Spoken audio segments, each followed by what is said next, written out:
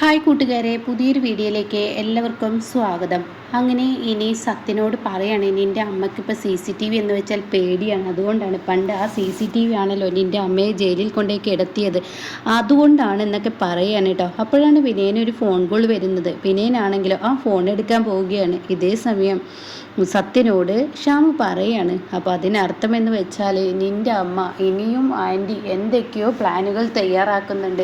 അത് ആ മനുഷ്യനെ കരയിപ്പിക്കാനുള്ളതാണെന്നുള്ളത് അതിലൊരു വിട്ടുവീഴ്ച ഇല്ല എന്ന് മനസ്സിലാവുകയാണ് കേട്ടോ. എന്തായാലും ആ മനുഷ്യനെ ഇട്ട് ബുദ്ധിമുട്ടിക്കുമ്പോൾ അമ്മ ഇതിനോടൊപ്പം ജയിലിൽ പോവാതിരുന്നാൽ മതി എന്നും പറയുന്നുണ്ട് കേട്ടോ. എന്നാൽ ഈ സമയം ഇപ്പുറത്താണെങ്കിലോ സുശീല തുടങ്ങിയിരിക്കുകയാണ്. ശേഖരൻ ഡ്രസ്സുകളെല്ലാം അലക്കി തുടങ്ങുകയാണ്, അയലിൽ വിരിക്കുകയാണ്. അപ്പോൾ ഉടൻ തന്നെ പറയാണ്, പുത്തനച്ചി പിറപ്പോഴും തൂക്കുന്നൊക്കെ പറയും, താനിനി എങ്ങനെ എന്തൊക്കെ ചെയ്യൂടോ എന്നൊക്കെ എങ്ങനെ പറയാൻ കേട്ടോ. അതുകൊണ്ട് താനിനി എന്തെങ്കിലും വേലത്തര ഇവിടെ ചെയ്യാന്ന് വെച്ചിട്ടുണ്ടെങ്കിൽ അതൊരിക്കലും നടക്കില്ല എന്നൊക്കെ ഇങ്ങനെ പറയുന്നുണ്ട്. അങ്ങനെ ശേഖരൻ ഇങ്ങനെ വഴക്ക് പറഞ്ഞും കൊണ്ട് നിൽക്കുമ്പോഴാണ് സത്യനും ശ്യാമും അങ്ങോട്ടേക്ക് കടന്നു വരുന്നത്. അവരെ കണ്ടോടെ തന്നെ സുശീല ഒന്ന് പരിഞ്ഞു കേട്ടോ. ഇതേ സമയം സത്യനാണെങ്കിലും അപ്പോൾ ഈ മനുഷ്യനെ ബുദ്ധിമുട്ടിക്കാൻ തന്നെ അമ്മയുടെ തീരുമാനം. അപ്പോൾ അതിൽ എന്തായാലും നമ്മൾ ഇടപെടേണ്ട, സത്യം മിണ്ടാതിരിക്കുന്നതായിരിക്കും ഏറ്റവും നല്ലത് എന്ന് പറയുന്നുണ്ട് കേട്ടോ. ഇതേ സമയം ശേഖരൻ്റെ കയ്യിൽ നിന്ന് ഒരു ഡ്രസ്സ് വീഴുകയാണ്. അപ്പോഴേക്കും സുശീല പറയാണ്, അതുകൊണ്ടേ കഴുകി ഉണക്കിടോ. സുശീല ഇതിൽ അഴുക്കൊന്നും ആയില്ല, താൻ എന്നെ പഠിപ്പിക്കണ്ടോ, താനത് കൊണ്ടേ കഴുകിയാൽ മതി എന്ന് പറയട്ടോ. എന്നാൽ ഈ സമയം ഈ വാക്കുകൾ കേൾക്കുമ്പോൾ തനിക്ക് മറുത്തൊരു മറുപടി പറയാനും കഴിയത്തില്ല. ഇതേ സമയം സത്യനാണെങ്കിൽ എന്തിനാ അമ്മ ഇങ്ങനെ ഓരോന്ന് ചെയ്യുന്നത് എന്നിങ്ങനെ പറയുമ്പോൾ ഉടൻ തന്നെ പറയാണ്, അതെ ഞാൻ എന്ത് ചെയ്യണം എന്ത് ചെയ്യേണ്ടെന്നൊക്കെ ഉള്ളത് ഞാൻ കാണിച്ചു തരാം, അതുകൊണ്ട് നീ സംസാരിക്കേണ്ട സത്യ. അപ്പോഴേക്കും ശ്യാമു പറയണ, സത്യ ഇതിൽ ഇടപെടണ്ട, അതായിരിക്കും നല്ലതെന്ന് പറയുന്നുണ്ട് കേട്ടോ. അങ്ങനെ ശേഖരനെ കൊണ്ട് ഇവരുടെ എല്ലാവരുടെയും ഡ്രസ്സ് അലക്കിച്ചിരിക്കുകയാണ് കേട്ടോ. പിന്നീടാണെങ്കിലോ അമ്പിളിയാണ് കാണിക്കുന്നത്. ദാസു വന്നിരിക്കുകയാണ്. എന്നാലും അണ്ണൻ നിങ്ങളോട് ഞാൻ വരുന്നതിനെ കുറിച്ചൊന്നും പറയാതെയാണോ പോയത്? അതെ, അച്ഛനിപ്പോൾ എന്താ ഉണ്ടായതെന്ന് അറിയില്ല. നീ എന്തെങ്കിലും അമ്പിളി അണ്ണനോട് പറഞ്ഞോ? അതുകൊണ്ടായിരിക്കും ഒരു പക്ഷേ അണ്ണൻ എവിടെ നിന്ന് ഇറങ്ങിയിട്ടുണ്ടാവുക. അച്ഛനോട് ഞാൻ ഒരു വാക്കും പറഞ്ഞിട്ടില്ല, എന്താ സംഭവിച്ചതെന്ന് അറിയില്ല. അച്ഛന് ഫോൺ ഓഫ് ചെയ്ത് വെച്ചിരിക്കുന്നു. എന്തൊരു കഷ്ടമാണ്, മനസ്സിന് വല്ലാത്തൊരു വേദന.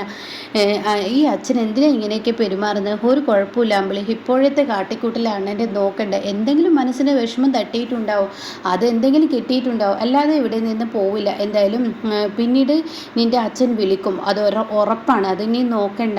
ഇപ്പോഴത്തെ പ്രശ്നം എന്താണെന്ന് അണ്ണൻ കുറച്ച് കഴിയുമ്പോഴേക്കും പറയും. എന്തായാലും ഞാൻ എയർപോർട്ടിൽ പോകുമ്പോൾ കുറേ കാര്യങ്ങൾ പറഞ്ഞിരുന്നു. ചീരു ഫ്ലൈറ്റ് കയറി എന്നൊക്കെ പറയണേ. എന്തായാലും അവളുടെ ജീവിതം ഇനി പച്ചപ്പ് തന്നെയാണ്. അവൾ എന്തായാലും സിംഗപ്പൂരിലോട്ട് പറന്ന്, എന്തായാലും അവൾ ഒരു പെൺകുട്ടി എന്ന് പറയാൻ പറ്റില്ല, ഒരു പുലിക്കുട്ടി എന്ന് തന്നെ അവളെ പറയാം. കാരണം സ്വന്തം മക്കൾക്ക് വേണ്ടി രണ്ട് പെൺമക്കളെ തള്ളിപ്പറയുന്ന വിനയനെ എതിർക്കാൻ വേണ്ടി തന്നെ, ആ മക്കളെ നല്ല നിലയ്ക്ക് വളർത്താൻ വേണ്ടി തന്നെ ഒരു കൊല്ലത്തേക്ക് അവൾ സിംഗപ്പൂരിലോട്ട് പോയിരിക്കുന്നത്. എന്തായാലും അവൾ ഇനി നല്ല പിടിക്കുമെന്നൊക്കെ ഇങ്ങനെ ദാസ് പറയുകയാണ് കേട്ടോ.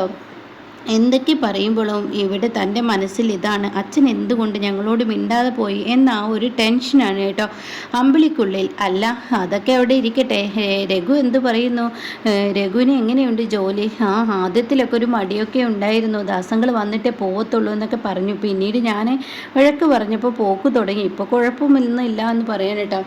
ഇതേ സമയം മാഷി ആർച്ചക്കും ഭദ്രക്കുള്ള ഡ്രസ്സ് വാങ്ങിയിട്ടാണ് വരുന്നത്. അപ്പോൾ ഭാനുമ്മ അവിടെ ഇരിക്കുന്നുണ്ട്. ഇതാ മക്കളെ, നിങ്ങൾക്കുള്ള ചോക്ലേറ്റും അതുപോലെ ഡ്രസ്സും ഈ മുത്തശ്ശൻ വാങ്ങിയിട്ടുണ്ട് കേട്ടോ. ഇനി നിങ്ങൾക്ക് ഒരു കുറവില്ലാതെ നിങ്ങൾക്ക് ഇവിടെ ജീവിക്കാം.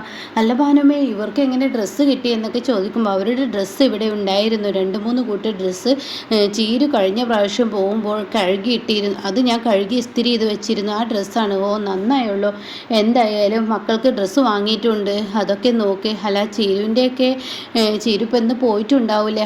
എൻ്റെ മോള് പോയിരിക്കുന്നു. എൻ്റെ മോള് എത്തുന്നവരെ എൻ്റെ 2 മക്കളെ എനിക്ക് നോക്കേണ്ട ഉത്തരവാദിത്തമുണ്ട്, അത് ഞാൻ നന്നായി നോക്കും, അവളുടെ കയ്യിൽ എന്നിട്ട് ഞാൻ ഏൽപ്പിക്കും. പക്ഷേ എൻ്റെ മനസ്സിലെ സങ്കടം, എൻ്റെ മോളെ എല്ലാം നേടിപ്പിടിച്ച് വരുമ്പോൾ അവൾക്ക് ഒരു തീരാത്തൊരു വിഷമമുണ്ടാവും അവളുടെ മോനെ. ആ മോനെ വെച്ചായിരിക്കും വിനയന് ഇനി പ്രതികാരം ചെയ്യാൻ പോകുന്നത്. ആ മോനെ ഒരിക്കലും അവൾക്ക് കാണിച്ചു കൊടുക്കില്ല എന്നൊക്കെ ഇങ്ങനെ പറയാണ് കേട്ടോ. അത് കേൾക്കുന്ന ഭാനുമ്മ എന്ത് ചെയ്യാൻ എന്നൊക്കെ പറയുന്നുണ്ട്. എന്തായാലും മക്കളുടെ ഡ്രസ്സ് ഓക്കെ ആണെന്ന് ഞാൻ നോക്കട്ടെ എന്ന് പറഞ്ഞിട്ട് ഭാനുമ്മ കുഞ്ഞുങ്ങളെയും കൊണ്ടുപോവുകയാണ് കേട്ടോ.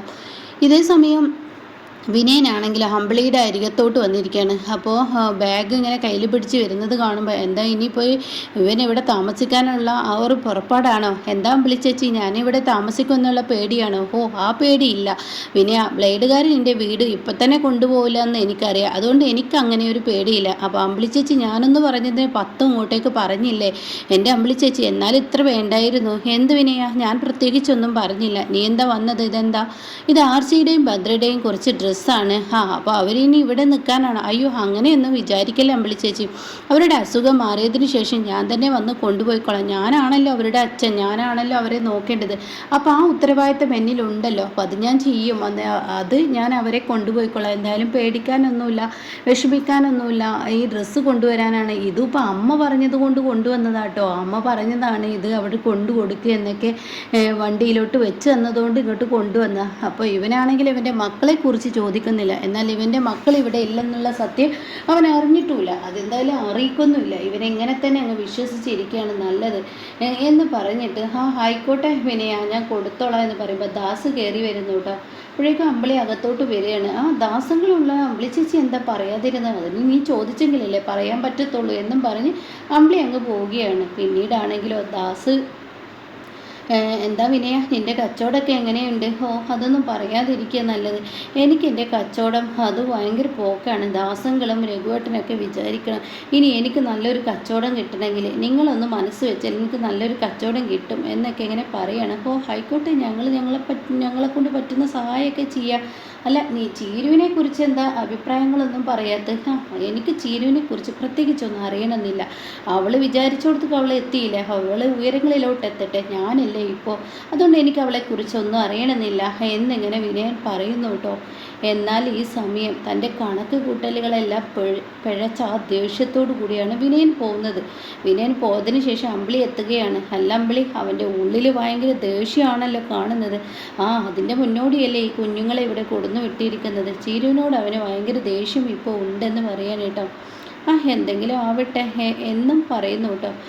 അച്ഛന് ഇവിടെ ഇല്ലാത്തതും അതുപോലെ മക്കൾ ഇവിടെ ഇല്ലാത്തതൊന്നും ഞാൻ അവനെ അറിയിച്ചുമില്ല. അവൻ്റെ മക്കളെക്കുറിച്ച് ചോദിച്ചുമില്ല. അപ്പോൾ അവൻ്റെ മക്കളെ കൈയൊഴിഞ്ഞു എന്നർത്ഥം. ഇത് മനസ്സിലാക്കി തന്നെയാണ് അണ്ണൻ ഇവിടെ നിന്ന് കുഞ്ഞുങ്ങളെ കൊണ്ടുപോയത്. എന്നാലും കാരണം എന്തായിരിക്കും? അതിന് കാരണം ഇന്നല്ലെങ്കിൽ നാളെ അറിയാൻ പറ്റും അമ്പിളി. നീ ക്ഷമിക്ക് എന്ന് അമ്പിളിയോട് പറയുന്നു കേട്ടോ. പിന്നീട് വിനയൻ്റെ വീട്ടിലെത്തിയിരിക്കുകയാണ്. വീട്ടിലെത്തിയ വിനയനാണെങ്കിലോ തൻ്റെ അമ്മ പ്രതിഷേധം നടത്തുകയാണ്. താൻ ഇനി എന്നോട് മിണ്ടണ്ട, തൻ്റെ മക്കളെ നീ കൈയൊഴിഞ്ഞില്ലടാ. അയ്യോ, അവരുടെ അസുഖം മാറിയിട്ട് കൊണ്ടുവരാം. ഞാൻ എൻ്റെ മക്കളെ കൈയൊഴിയാനോ? എന്നിട്ട് ഇനി അവരുടെ പോയിട്ട് അവരുടെ വിശേഷങ്ങൾ എന്തെങ്കിലും തിരക്കിയടാ. നീ അവരവിടെ ഉണ്ടോ എന്ന് പോലും നീ ചോദിച്ചോടാ എന്നൊക്കെ ചോദിക്കുമ്പോൾ എൻ്റെ അമ്മ അങ്ങനെയൊന്നും പറയാതെ, അമ്മ എങ്ങനെ പിണങ്ങിയാൽ എങ്ങനെ? അതെ, എൻ്റെ മോൻ്റെ കാര്യങ്ങൾ, നിൻ്റെ മോനെ നോക്കാനുള്ള 2 ആളുകളല്ലേ ഞങ്ങൾ. അല്ലാതെ നിൻ്റെ മോൻ്റെ കാര്യങ്ങളൊന്നും ഞങ്ങൾ നോക്കേണ്ട ആവശ്യമില്ലല്ലോ. അത് നീ തന്നെയല്ലേ നോക്കുന്നത്. എൻ്റെ മോൻ്റെ കാര്യങ്ങൾ ഞാൻ തന്നെ നോക്കും. അവന് വേണ്ടതൊക്കെ ഞാൻ ചെയ്തു കൊടുക്കും. അതൊക്കെ എനിക്ക് ഓക്കെയാണ്. അതുകൊണ്ട് ഞാൻ അവിടെ പോയി വിശേഷങ്ങൾ തിരക്കാതിരുന്നോ ഒന്നുമല്ല, ഞാൻ തിരക്കിലായതുകൊണ്ടാണ് എന്നൊക്കെ പറയുമ്പോൾ, എടാ നിൻ്റെ മക്കൾ അവിടെ ഇല്ലെന്നുള്ള സത്യമെങ്കിലും നീ മനസ്സിലാക്കിയില്ലല്ലോ എന്തെങ്ങനെ ലംബോദരൻ പറയാണ് കേട്ടോ. അപ്പോൾ വിനയൻ്റെ സ്വഭാവം പുറത്തെടുത്തിരിക്കുകയാണ്. അപ്പോൾ എന്തായാലും മക്കളെ കൈയൊഴിഞ്ഞ് ഇനി പ്രതികാരത്തിലൂടെ വിനയൻ ചീരുവിനെ തൻ്റെ മകനെ കാണിക്കാതെ ഉള്ള ആ പ്രതികാരമാണ് കേട്ടോ ഇനി ചെയ്യാൻ പോകുന്നത്.